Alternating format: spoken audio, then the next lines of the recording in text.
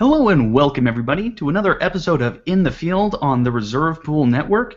I'm your host, Necromanticer, and joining me today is the man himself from the transition zone. That would be Isaac. How are we doing today, Isaac? I'm good, sir. Yourself? I'm doing pretty well. We've got two really interesting teams facing off here with Dylan on the right-hand side piloting Gold Leader. As you can see, a very heavy yellow theme. And on our left-hand side, we have Patrick himself from the prep area. Oh, goodness. This team is really interesting. We've got Quantum Loop MK1. There will be improvements, but right now it's just a very science-focused team with a lot of interesting characters on it. Yeah, this is his work in progress for TPA this week. I'm interested to see how this plays out, what changes will be made in the future here. Oh, most definitely. What do you think are the main characters we're going to be looking at coming out of Quantum Loop MK1? Well, I think on Shadowmeld's team there we have some strong, obviously, tech cards when we look at what Too Cool for Words does, what Red Dragon does, and we know what those cards will provide us. But I'm really interested to see how he uses the Lantern Ring and the Millennium Rod together, both action dice. And that new Lantern Ring out of Warlight, I like it. I like this rare, the limited only by imagination. Should be a fun one to see him get used. Oh, most definitely. And what's really interesting for me to see is putting that on a team with kobolds. That's going to make this a very heavy energy-reliant team. The idea is to have as much energy available in his reserve pool when he's swinging in with his characters. And with a character like Cable, oh goodness, that is just going to be absolutely devastating.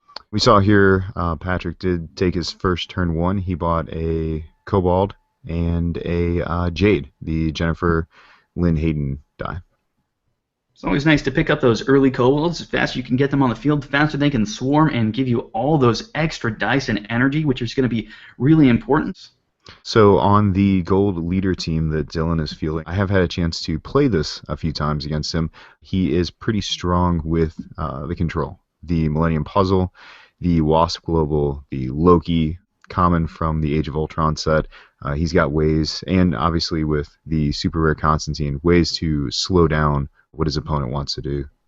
I'm definitely seeing that, and with Constantine and Lyssa Drac on the same team, that feels kind of like overkill, but it feels like the best kind of overkill. The kind where you just really hammer your opponent home, like you are not going to be fielding this specific character. And against some teams, that would be a perfect combo, but considering that we've got actually like 3 or 4 or 5 maybe even characters that Patrick is going to be wanting to put on the field, I'm dubious as to whether or not that's going to be a wise investment. At the very least, he can sort of stall out kobolds or at least punish with Lyssa Drac, making his opponent pay for them, at least to get them in the field to start with. But after that, he's kind of just got to guess which characters are going to be coming out. He knows Jade has to be down for St. Walker to do anything, but so we're just going to have to wait and see what he decides to do with his energy going forward from here.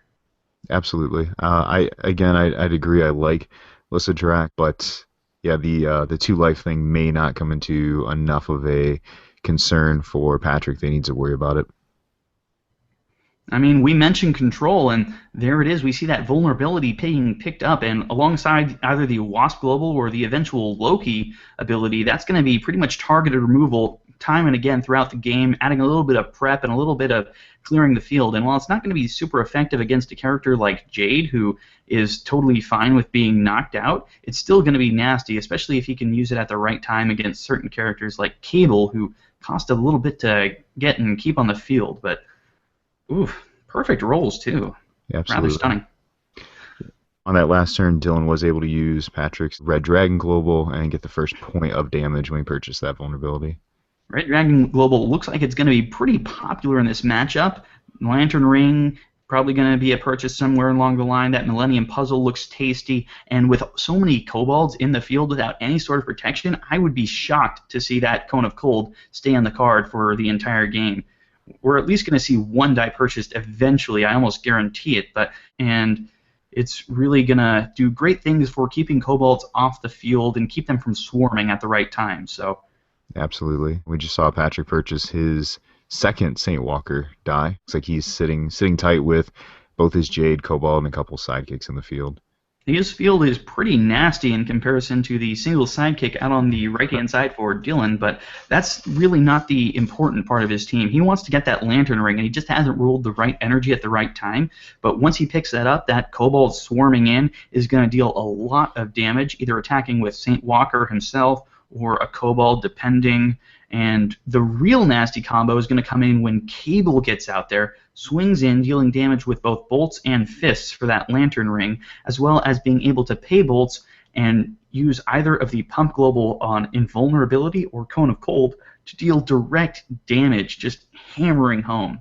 Absolutely, the vulnerability global, along with that Cone of Cold, paying the fist for the block character, Cable having his special ability that when he's blocked, being able to pay those bolts to still have him deal damage as though you were blocked. That's quite a combination of damage for Cable to be coming in and striking the opponent with, in this case, in Dylan's face.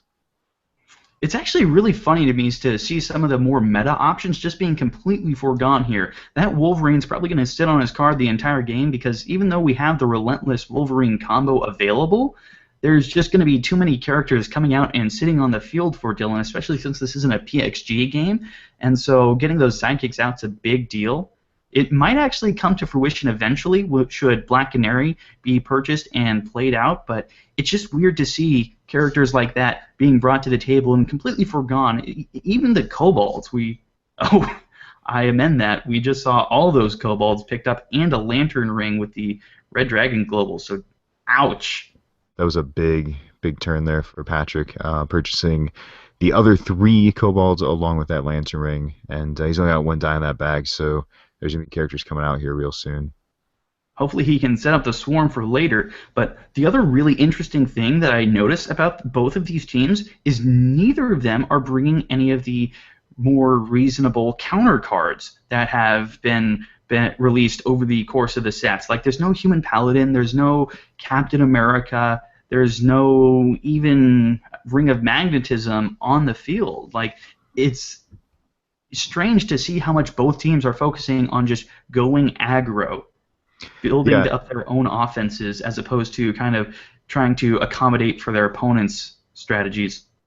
Well, and Dylan, in a way, has that with Loki, right? With trying to get the targeted kind of Loki spray there, playing the bull, and obviously Constantine to slow down a card for it to win fielded effect. But yeah, it seems like that Paladin, Captain, Wonder Girl, Ring combo, like I feel like at least one of those needs to be on a team, but both these guys are going kind of just full blast here and not worried about that.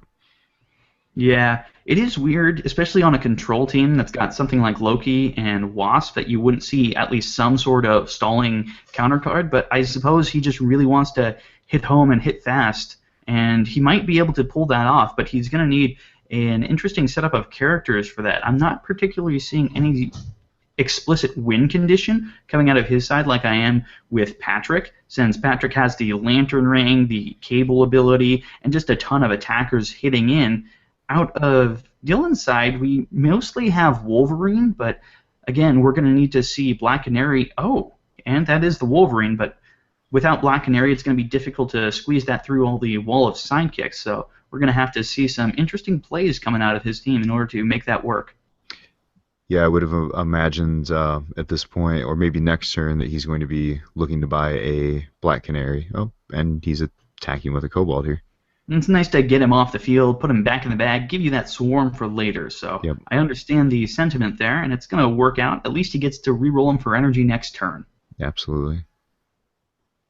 Something really interesting about this matchup that you just don't see very often is both Millennium items from the Yu-Gi-Oh set being brought to bear. Now, I'm sure everyone's familiar with Millennium Puzzle at this point, just kind of acting as removal, waiting in the eaves, but Millennium Rod is a very interesting inclusion for Patrick here. The idea behind it, I believe, is to give him access to another character's version of energy, since he only is bringing Bolt and Fist characters to the table. So if he rolls masks or shields with a lot of sidekicks, at least he can use the Millennium Rod to steal over a mask or shield character in order to make use of those Lantern Ring energy procs for just more burn damage. Yeah, absolutely. I mean, the idea of that versatility of the ring is just awesome, and the rod, like you said, gives him that opportunity to take one of Dylan's beat sticks if he has one, and just send it swinging back at him. I'm very interested to see where these next turns go because we have a lantern ring in the bag and 3 kobolds waiting in the eaves on Patrick's side. So we're going to see a lot of swarming out of both players actually. And if we can get an early lantern ring proc on a single Saint Walker swinging in, that's going to be a ton of damage for Dylan to contend with. Absolutely, and like you said, he has no way to kind of adjust that. He has no way to counter the damage that he's taking from that ring. He's just got to be ready for it, and he's got to have a quick answer here. Mm-hmm. It would have been nice to be able to save that shield with the human paladin global, but since it's not an option here, we're just going to have to see him weather the storm the old-fashioned way, probably take a little bit of a hit to the chin. The question is he going to, who is he going to target with Illicit Drac? The only character that's coming out of the bag here for Dylan is going to be Kobolds, and since you don't really want those fielded in the first place, the ability is probably going to go to waste. May not have been the best purchase in the first place. Well, he's got one more Saint Walker coming out of that bag. No, he only Ah, bought the two. That's correct. He's just got the one. It's going to used pile. So yeah, kobolds are about it. So oh, lordy. well, it's nice to see in this matchup here a week and a half or so into our newest War of Light set that we've already got what one, two, three, four new cards with three different lantern colors involved in this game. Most definitely. It's always cool to see the kind of matches that people get up to on Vassal, testing out games, testing out teams, testing out strategies, seeing what works so that they can bring that to their local play shop and pull off something really unexpected. And it is cool to take a look and see characters that you're just not going to see most of the time. Like, no one's going to bring Millennium Rod just off the wall without having tried it out. And Vassal kind of provides a platform for that. So I'm really glad that we have this system in place. Like there's vulnerability, there's cable, there's like I said, Millennium Rod. You just don't see these things. Black Canary even. Like when was the last time you saw someone play that? Yeah, I saw one team at Worlds with the Super Rare Black Canary do successful with it, but besides that, nobody's bringing it to a constructed event. Unless you have that person you can play with at your kitchen table consistently, I still think this is the best way to practice. Last night, Dylan and I played until way too late at night, just playing around some constructed teams, and we had some ideas, and we were flipping cards on off the team, and we probably got in a solid 8, 9 games. Over the course of the hours that we were playing. And it gives you that opportunity to say, okay, how are we going to advance this? How are we going to adjust this? And like you said, some of these cards, Cable being a great example, this is how he's going to find out if it works.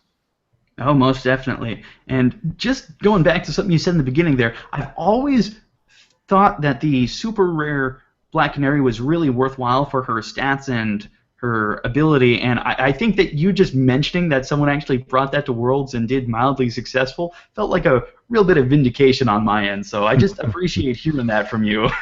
Well, the team, so that was Truby ran that team, and he ran the modified, not modified. I mean, it was his baby. It was his swarm team where he ran Kobolds, he ran Sturge, and he had that Black Canary as one of his powerhouses on that team.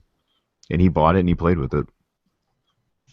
Ooh, look at that. He was originally planning to pick up Cable, but instead the Millennium Rod. Oh, I feel like these are the moments that I live for, just seeing these off-the-wall combos that you just don't see. I want that Millennium Rod to be the difference. And if he can steal a Wolverine with that, that could be devastating. Yeah, absolutely. And that's what he's got his eye on. I mean, Wolverine's coming in with the fist. He's going with this hard fist mechanic with the lantern ring if he can get it out there. And boy, he's got to think he's got to field this Wolverine, but it could be stolen away from him. Potentially even this next turn, he could pull a small chance, but he could pull that rod out with 3 dice in his bag currently. And one of them's a Kobold, so he's getting that free Swarm proc. So Yep. you've got 2 of the dice from his non-Kobold dice from used being tossed into his roll as well. If he draws into those Kobolds, they're going to swarm. Unless we see that Kobold being removed here, and with the energy available for Dylan's side, that is entirely possible. The question is it worth it? And he looks like he's going to take it. Yeah, it looks like Dylan decided to re-roll that Wolverine and not give him a weapon to hit him back in the face with. Which I can totally appreciate, especially since it gave him the energy needed to take out that kobold and stop the almost imminent swarm. So very good Absolutely. timing on that. That's kind of what Wasp can allow you to do.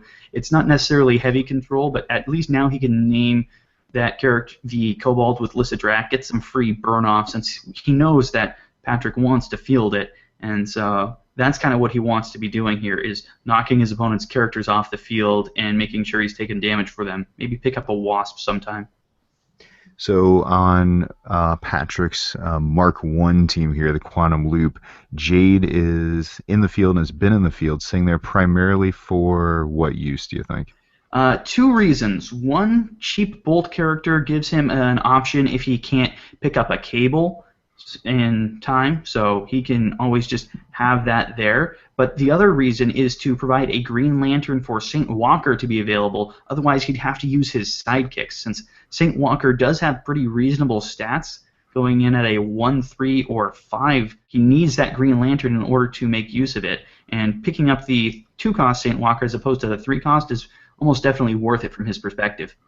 Absolutely. So the Lantern Ring would also provide him that ability, correct? For the Green Lantern die, since that Lantern Ring is a You are correct. Green Lantern affiliated. I'm always questioning what they mean in the War of Light set when they list a lantern color, because some of them specifically declare lantern-colored characters and some don't. So I always have to double guess. And I suppose yes, the Lantern Ring itself would allow Saint Walker to swing in unimpeded. Now, the interesting thing when we look at kind of like what you said, you mentioned that, I think that's where, for those that are getting used to War Light, it's going to take some time to study that up. You need to pay attention to what the different lantern colors are. You need to be able to identify the symbols without their color. We ran into that at one of our drafts where I think it was Mogo who moves used green and blue lanterns from used to prep area, and the player playing it was certain that it was green and yellow. And from a Oh, thematic sense, goodness. that made no sense. That And would not so, work. and when we kind of said, look, you have to look at the mechanics of this shape, and the color's not always going to be there. So just kind of as a word of warning for those playing War of Light, be familiar with your lantern shapes.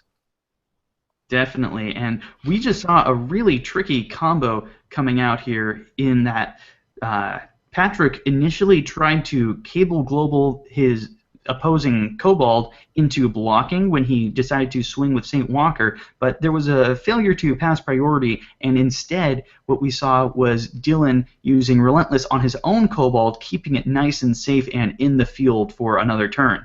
Absolutely. Yeah, that Even was though a the 2 damage is going to come out from that Lantern Ring with St. Walker swinging in. yeah. So he's able to keep that swarm, which is, oh,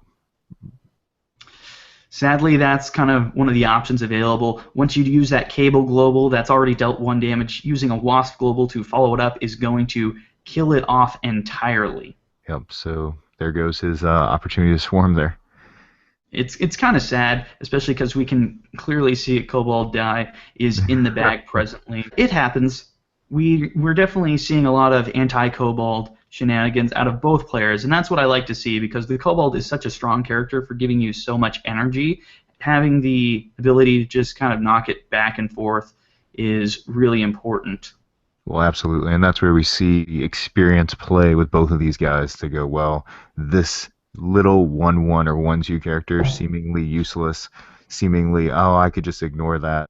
When we play with 2 experienced players like these guys are, they know what has to be done as they're looking 2, 3 steps ahead in their match. And beyond that, I'm finding it really interesting to see that both Millennium artifacts have been picked up. They are both in the bag for either player, and they're going to be coming out in these next 2 or 3 turns and really causing havoc on the field. We have the Lantern Ring set up on the left-hand side with Patrick's Quantum Loop team, but we also have the Lysidrak and the heavy control elements on Dylan's side up and running. So it's going to kind of be a race to the bottom, see who can get their strategy to actually work first. And I'm really interested to see how that plays out. We see that Dylan here has used the marker, and he has pretty much named Kobold, as he should, for Alyssa Drac every turn here. knocking out that single Kobold, making Patrick have to pay 2 life if he wants to get one back out in the field to swarm in the future.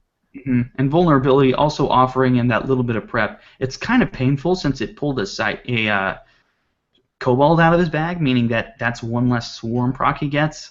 So it's basically wasting the prep, but it's still just extra dice. You're never going to complain about that, and it kind of removes a little bit of the guessing RNG about what you're actually going to pull out of your dice the next turn. He's got a little bit of energy left over, but he can't Wasp Global, so now it's just him deciding what to do for the last little bit of his turn. And it looks like he's passing the turn.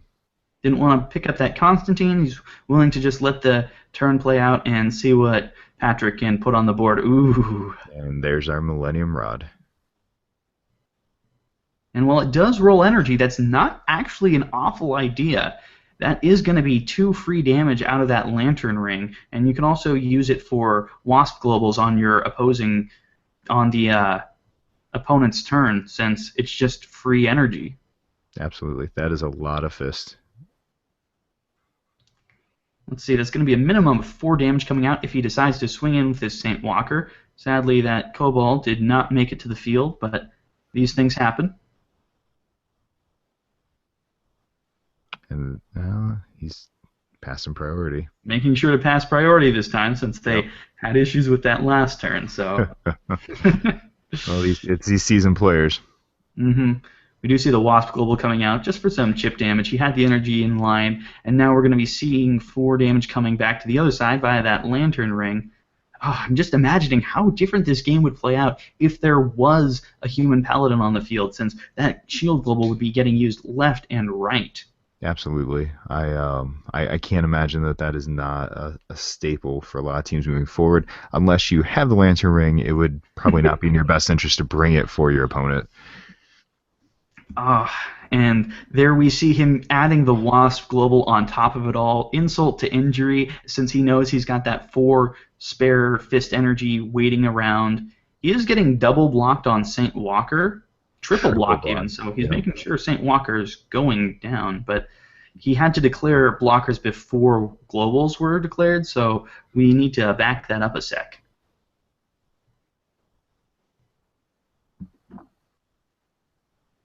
Instead, we see him using the Wasp Global on Lissa Drac to make sure that his Saint Walker survives and is ready to bash in for another turn, meaning he's taking out at one of the sidekicks and one of the Lissa Dracs.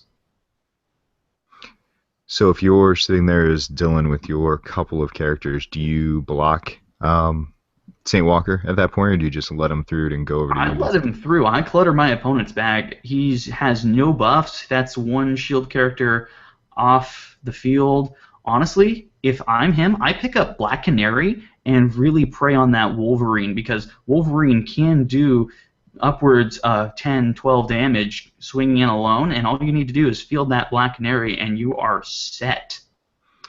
Yeah, well, and as many sidekicks as he's got out there, between the Black Canary, one mass to take care of the 1 or 2 characters that he's got using Relentless, and suddenly, that Wolverine's smacking pretty hard. Bingo. And that's the really nasty combo about it all. They're just hashing out exactly how that combat phase worked out, making sure that everything's on the up and up, and we have got it settled, so now it's moving back on over to Dylan's turn, and while he still has a Kobold in the field, he doesn't draw into any Kobold dice, so no swarming for him. And there is our Millennium Puzzle. I assume he's going to keep that. Oh, no, he re-rolled it. Oh, no, he just fielded it. Pulled it out of the bag, correct?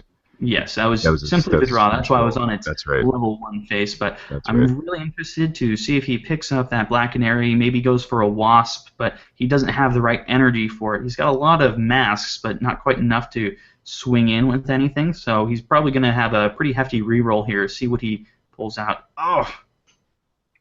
No dice. Sadly, he only manages to refield that single Alyssa Drac, but that gives him a ton of energy to make big purchases this turn if he really wants it. Sadly, he can't pick up Loki or Wasp, but that doesn't mean that he doesn't have other characters that couldn't be useful for him. Yeah, he's looking at possibly a Canary and Alyssa here. He's short on bolts, so he's not picking up Wasp. You could pick up a Constantine. It seems like it's not the time for Constantine. Oh, there's your Black Canary.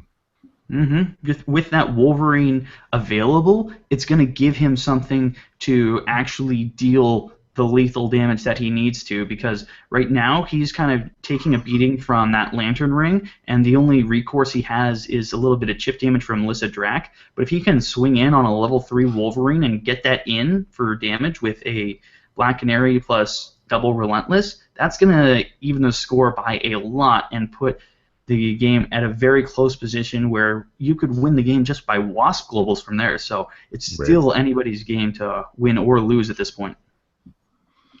And it looks like refielding Lissa Drac, he has this turn named Saint Walker as the character that will cost Patrick 2 life if he decides to field that character die. That's an interesting choice. I'm not sure I would agree with that, but that's his prerogative. I know that we're seeing at least one kobold come in, so I think that's who he should be declaring, since he doesn't want his opponent swarming those kobolds for those fist energies for the Lantern Ring. But that's the game we're playing right now. Yikes. Well, that's 7, 8, 9 free damage after the double Wasp global. He doesn't even care if his Saint Walker goes down in this attack. That's going to be really, really difficult for he can hit for Dylan to weather. And considering his blockers, we actually have lethal on the board if he decides to swing in with everything. It's just a matter of whether or not he wants to actually take it. Yeah, we do see a double mask coming out. I believe that's a Wasp global, taking down one of those sidekicks, still leaving 7 attackers and 3 defenders, meaning that at least 3 attackers go through. And with the 7 damage from the fists coming out, that is still lethal. We have GG. Dylan has lost. Patrick has taken him out with that incredible amount of energy on that Lantern Ring. What an incredible play. Absolutely. I mean, you just cannot leave that Lantern Ring out there and ignore it. With no opportunity for action dice removal, it was a ticking clock for him. Especially with that heavy energy focus, those kobolds, the little Saint Walkers here and there, that was just a nasty, nasty combo. And while the Lissa Drac wasn't necessarily going to be a game changer, I was really hoping that it would do a little bit more chip damage and put him in range of that Wolverine swing that I was hoping for, but it just never came to fruition in time. Yeah, it was a good game. It was very well matched up. I think Patrick definitely had the team that had a plan, and he executed it very, very well.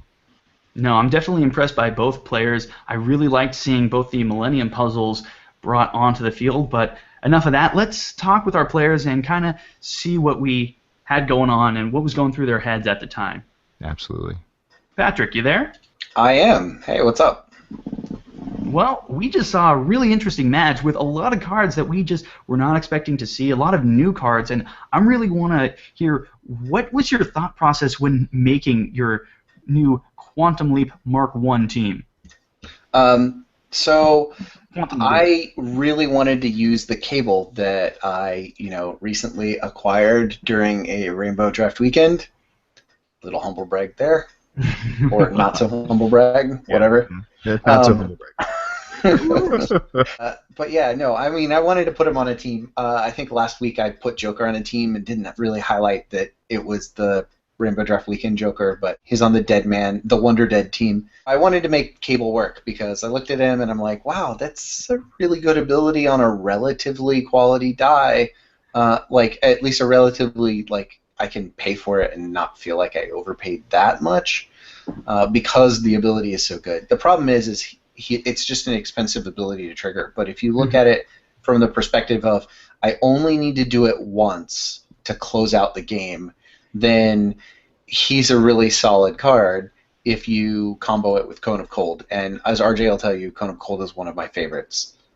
Oh, Cone of Cold works everywhere. And then the Lantern Ring, I wanted to play the Lantern Ring with the most constrained wording I possibly could. The way I play it, because a lot of people are arguing how to play it, the way I play it is I only do as much damage as I have in my reserve pool.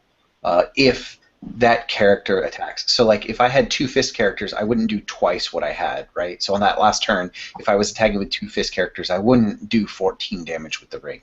I could only at most do 7. And so that's why I wanted to build this team and show that, hey, with just a little bit of Kobold love, something like Saint Walker combos really well with the ring to just punch in for lethal. I know a lot of people are trying to use Guy Gardner. I think St. Walker does it better because he sticks around a little longer, and he doesn't attack unless the ring is on the board. So that, to me, I only have to worry about losing him on turns when I can get the damage through. Mm-hmm. That's the cool thing about St. Walker is that he's got that consistent defense, and he's constantly going to be able to sit there on the field, whereas Guy Gardner kind of wants to punch in a lot more often, and so you maybe lose out a little bit of efficiency there. And since the Lantern Ring is a Green Lantern, you're not really troubled by St. Walker's negative effect at all. Right, yeah, and he also can't be force attacked if I don't have a Lantern character on the board. That's just like a side benefit, is I can set up my board while I wait. I may take a hit because of it, but it shouldn't be that lethal of a hit. You say that sitting right across from Wolverine, formerly Weapon 10, but I understand what you're saying. Formerly Weapon 10 doesn't lethal you. He just punches you so hard that you feel it. Well, and I'm going to guess that based on your later purchase of that Millennium Rod, were you looking to possibly take that formerly Weapon 10 from him? No, I was looking to take his Kobold from him and attack with it. Okay.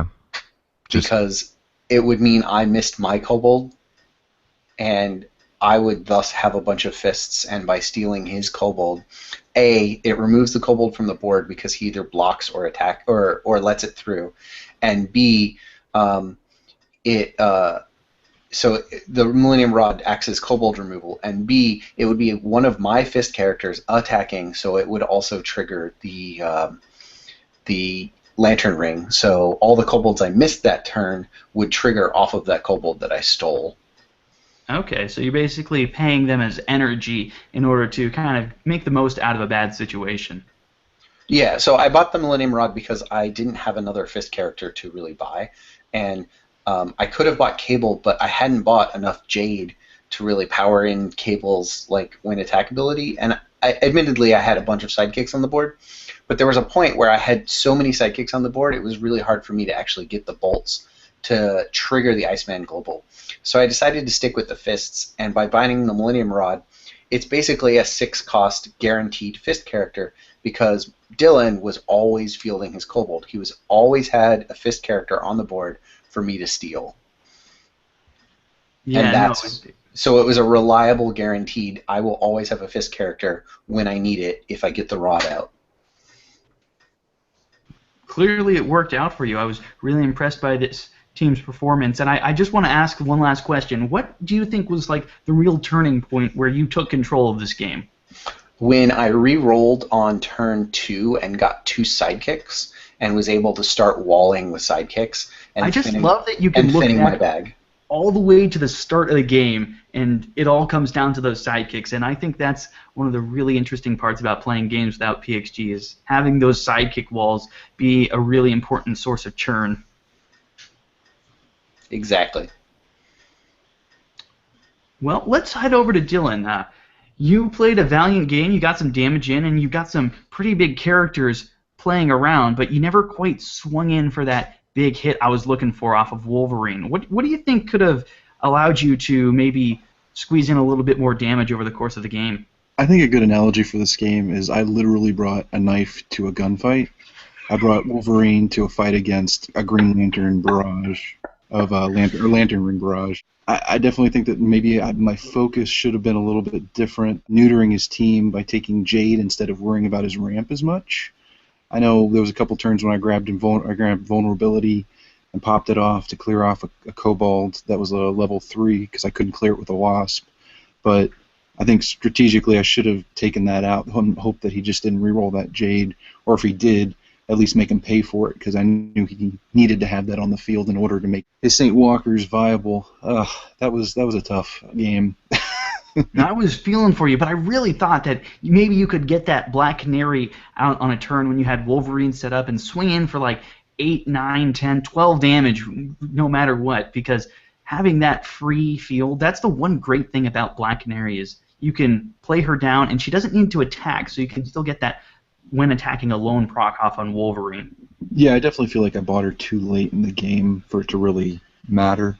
I think just like Patrick's team, this is an early stage team that definitely has a lot of changes that need to be made to it because it's really only got the aggressive actor of Wolverine and Black Canary and the control components.